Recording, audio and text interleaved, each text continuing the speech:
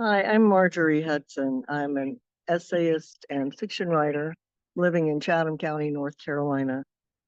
And like most of you, I watched horrified as the video coverage started coming in of Hurricane Helene and how it devastated communities that I loved in the mountains, especially Swannanoa and Asheville, Black Mountain, places that I consider to be second homes.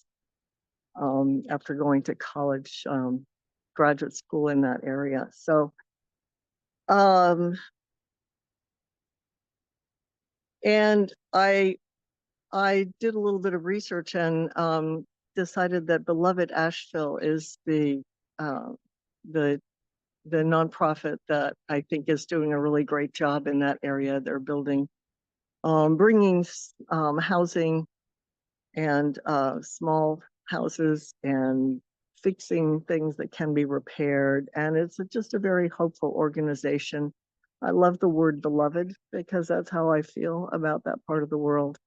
And it's how people feel about each other in a community. So I am going to dedicate this reading to Beloved Asheville.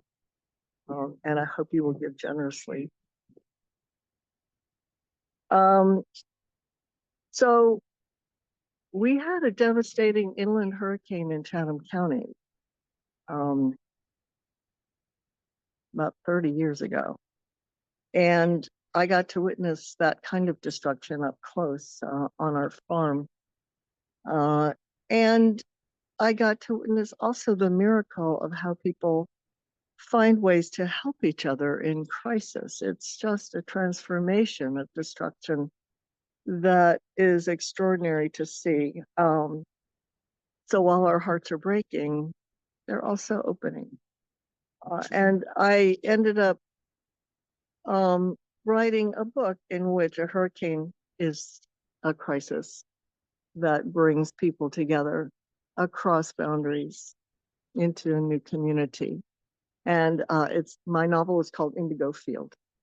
And I'll read from it's kind of a hopeful section when people are beginning to find their way after the great storm.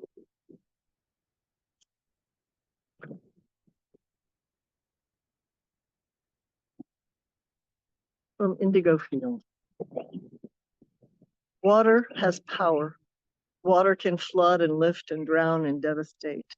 Wind, however, comes without warning, following no discernible path. There is no Army Corps that can plan the path of wind, no dam that can hold it back. No man can divert it from its play.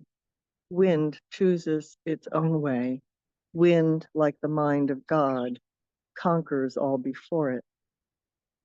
When the residents of Ambler County crawl from their dens, snakes from the treetops, foxes from hollow trees, and people from under twists of snapped framing, shingle roofs, and sheetrock, it is clear that the great wind chose its track with care. This great wind was of the sort the Tuscarora call thunder wind, for the sound it made and the power it wrought over living things. This great wind rode the eye of a rogue hurricane and spun out lightning and whirlwinds like warriors of a great army. These warriors flattened all they touched and chose what they touched with care.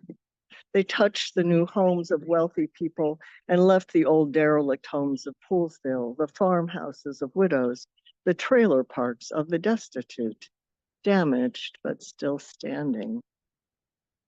The wind brought lightning strikes so pervasive that many small fires lit rooftops, tall trees, and last year's broom sedge in Indigo Field. It brought rain so drenching that the fires did not last long. This wind skipped from high spot to high spot so that the places that had been raised up were laid low, and places that were low and humble remained intact. Meteorologists are still working on a name for such a wind. As dawn rises across the downs, Stonehaven raises its wounded head.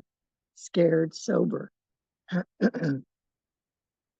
Like a convention of turtles, the people at the tobacco shed party house come slowly out of their shell. The roof on the shed is peeled back like a sardine can. George picks the splinters out of his backside, arms, and legs and swears he'll never drink again. Bess looks around at the utter destruction and says, "Next chance I get, I'm drinking vodka straight from the bottle." They see that the wind has played with their neighbors, picking them up and placing them down gently in strange places, just as the Tuscarora positioned the Palatine settlers they slaughtered in strange vignettes. This wind has been kinder than the Tuscarora were. Only 6 deaths in this place, mostly from heart attacks, and some miraculous survivals. A man on Manderley who stubbornly stayed at home in bed is found still breathing between box spring and mattress in the yard across the street. A Stonehaven widow wakes in the arms of her secret new love in the ruins of someone else's house.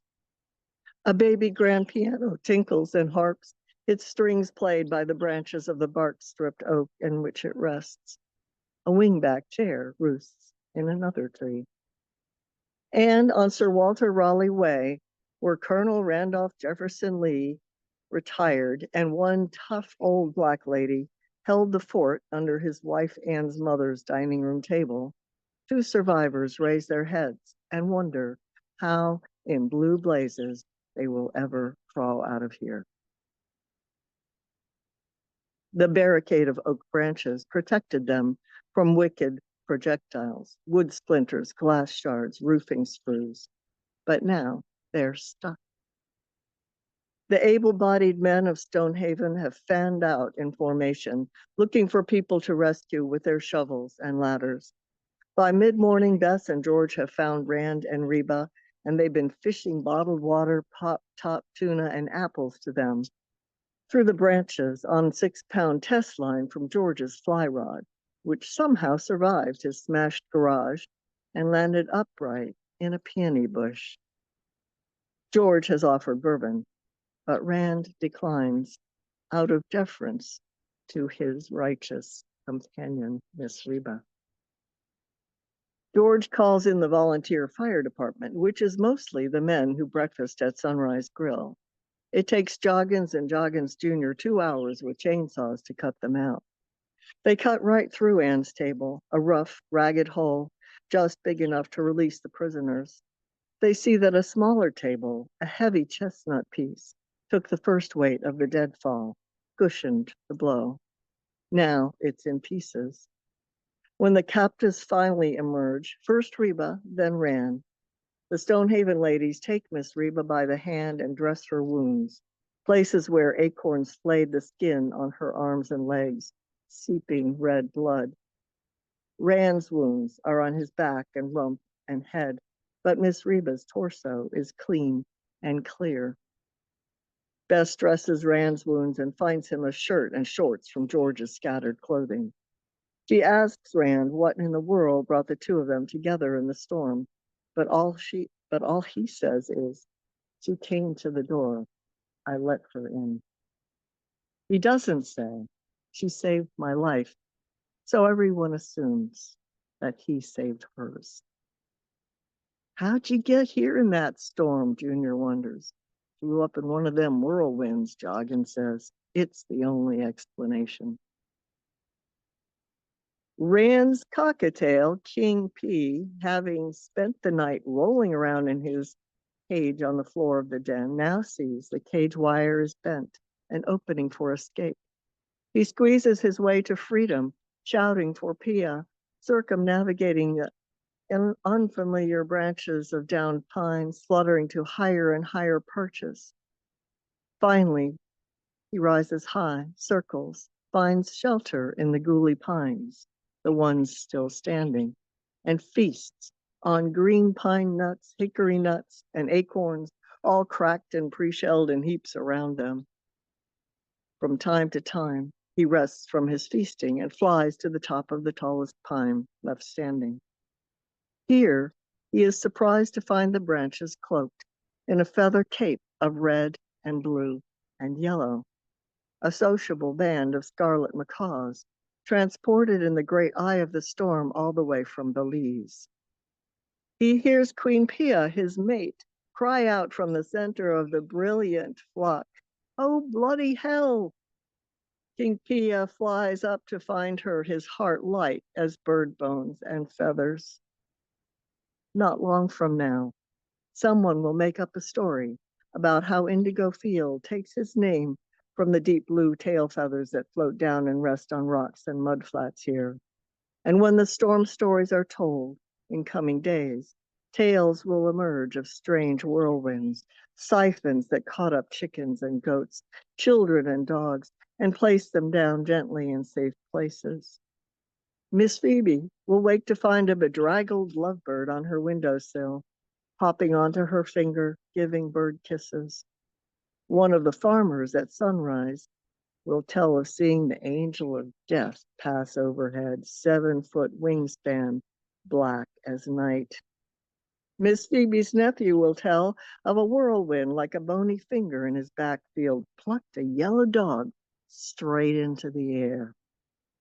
No one will believe that tale, but the Fayetteville paper will report that a yellow dog with a pink sparkly collar dropped from the sky outside town, able to perform all kinds of tricks as if he had come straight from heaven's traveling circus. It will take a month or so to bring in FEMA trailers, equipment, and supplies. So those hardy souls who remain at Stonehaven make camp on the farmers' market green, using rough canvas shelters from the Quarryville Army-Navy surplus store, once the denizen of anarchists and Civil War reenactment militias. The common sprouts regular white tents, canvas snapped taut with ropes and pegs. Stonehavenites cook Spam and canned ham on Army-issue fry pans over smoky campfires made in rescued Weber grills. News crews come from WRAL and interview Stonehaven survivors. All this smoke keeps mosquitoes away, say the stalwart sons of Stonehaven, some of whom are rather enjoying themselves. All this smoke is ruining my hair, say their wives, who are happy to let their husbands cook for a change. Then the camera is set up in Poolsville at the AME Zion Church. Scripture says, a rich man go to heaven through the eye of a needle. Reverend Reba, Queen Esther Jones, says into the camera, this is the needle. Her arm sweeps across the parish floor where cots and pallets take up every inch, mostly filled with white people. We're going to survive this together, she says. Do unto others, Jesus says. So that's what we're doing. Thank you for listening.